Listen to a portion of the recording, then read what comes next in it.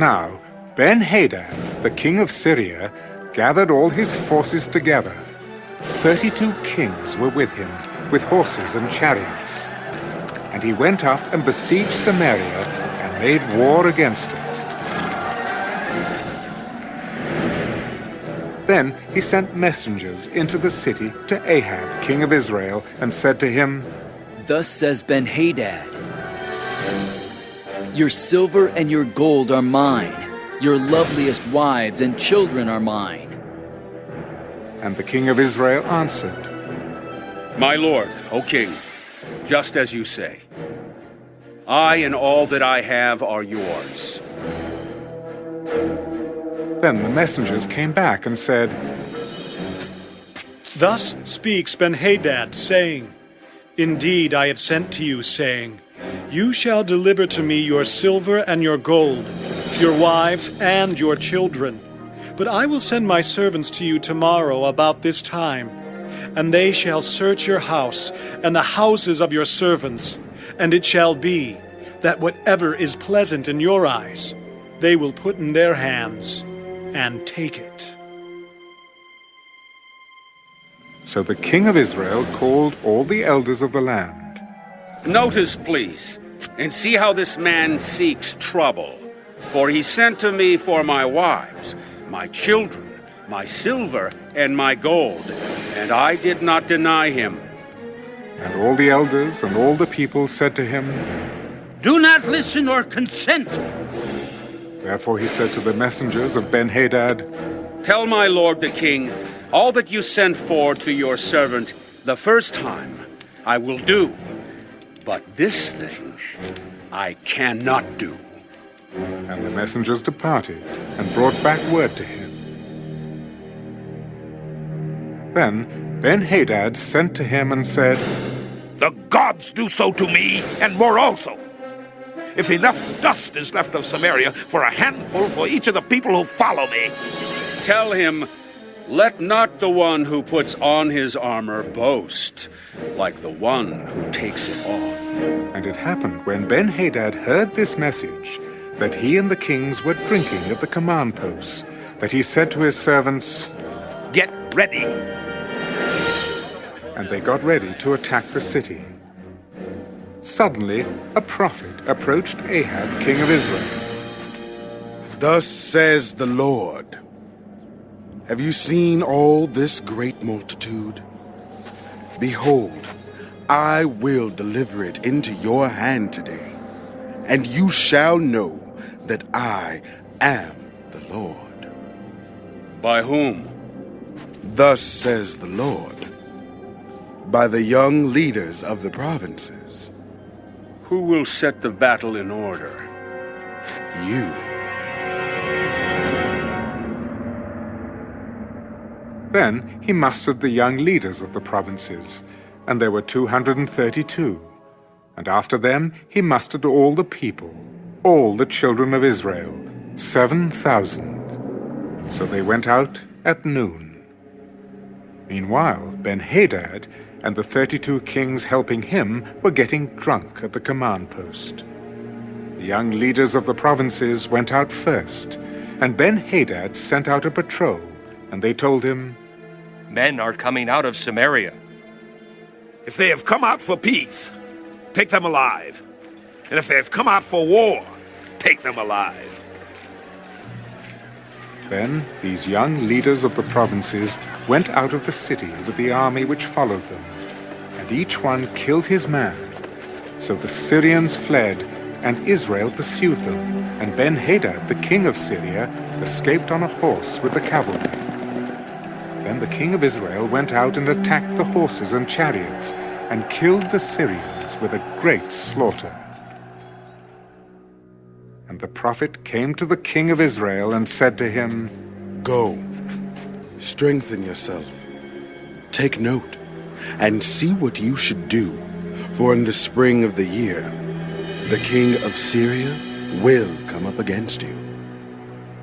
Then the servants of the king of Syria said to him, Their gods are gods of the hills. Therefore they were stronger than we. But If we fight against them in the plain, surely we will be stronger than they. So, do this thing. Dismiss the kings, each from his position, and put captains in their places. And you shall muster an army like the army that you have lost, horse for horse, and chariot for chariot. Then we will fight against them in the plain. Surely we will be stronger than they. And he listened to their voice and did so. So it was in the spring of the year that Ben-Hadad mustered the Syrians and went up to Aphek to fight against Israel. And the children of Israel were mustered and given provisions, and they went against them. Now the children of Israel encamped before them, like two little flocks of goats, while the Syrians filled the countryside. Then a man of God came and spoke to the king of Israel. Thus says the Lord, because the Syrians have said, "The Lord is God of the hills, but he is not God of the valleys."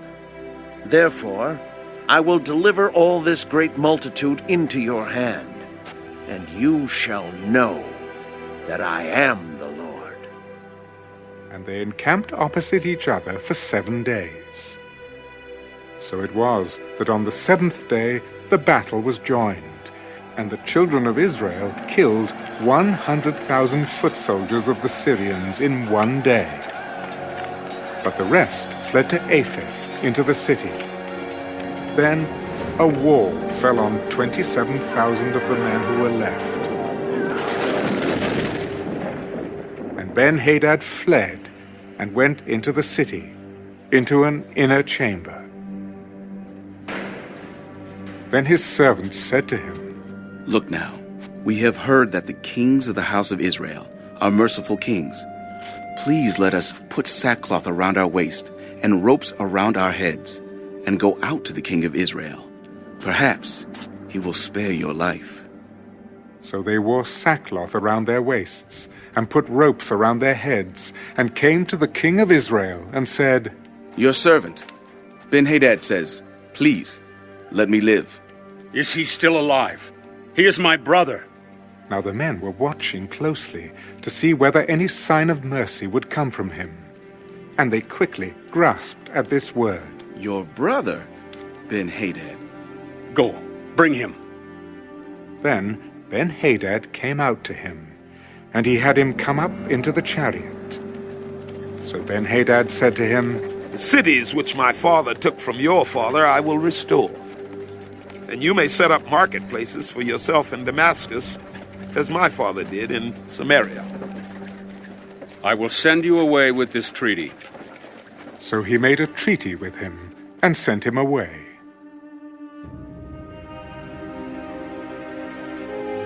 Now a certain man of the sons of the prophets said to his neighbor by the word of the Lord, Strike me, please. And the man refused to strike him. Because you have not obeyed the voice of the Lord, surely as soon as you depart from me, a lion shall kill you. And as soon as he left him, a lion found him and killed him. And he found another man. Strike me, please. So the man struck him, inflicting a wound. Then the prophet departed, and waited for the king by the road, and disguised himself with a bandage over his eyes. Now, as the king passed by, he cried out to the king, Your servant went out into the midst of the battle, and there a man came over and brought a man to me and said, Guard this man. If by any means he is missing, your life shall be for his life, or else you shall pay a talent of silver. While your servant was busy here and there, he was gone. Then the king of Israel said to him, So shall your judgment be. You yourself have decided it. And he hastened to take the bandage away from his eyes. And the king of Israel recognized him as one of the prophets. Thus says the Lord, because you have let slip out of your hand a man whom I appointed to utter destruction. Therefore, your life shall go for his life, and your people for his people. So the king of Israel went to his house sullen and displeased, and came to Samaria.